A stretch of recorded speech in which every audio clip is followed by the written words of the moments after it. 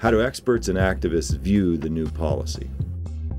Well, Sudan's the second deadliest war in the world since World War II, so the stakes are enormous. And I think that for the last 9 months, there's been a vacuum. We've been waiting for President Obama to deliver a policy statement about what the United States will be doing in Sudan. And in that vacuum, while we've been waiting, he's sent a special envoy out there who's done a lot of things that frankly concern many of us. And the diplomacy that was undertaken often hurt U.S. objectives regarding peace rather than help them. But now this policy has been issued. It's very, very clear.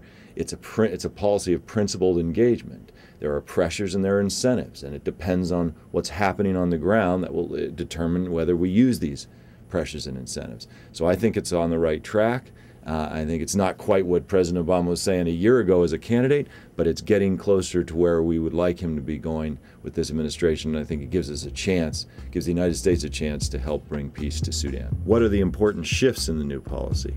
I'm very, very encouraged that the decisions that will be made by the administration going forward with respect to Sudan will focus on specific verifiable changes on the ground in favor of stability, peace, and protection of human life. Secondly, I think we have a new emphasis on accountability. We were all very concerned that after the International Criminal Court issued its indictment for President Bashir, that the administration was not very strong in support of justice in Sudan. There has to be a consequence for the commission of genocide, for the commission of mass atrocities. If we whitewash these kinds of crimes, they'll just continue. There'll be cycles of these crimes against humanity going forward for generations. So the buck has to stop now. Accountability needs to be introduced, and the policy makes it front and center as one of the key things that is going to help bring about peace in Sudan. What are the crucial implementation priorities? Well, I think that in the first instance, starting today, the administration needs to be seen. The highest echelons of the administration, the President, Vice President, Secretary of State, Ambassador to the UN, all of whom have had extensive experience on Sudan, need to be seen to be pushing this new policy. This is a break from where we've been going, and other countries need to see this as a serious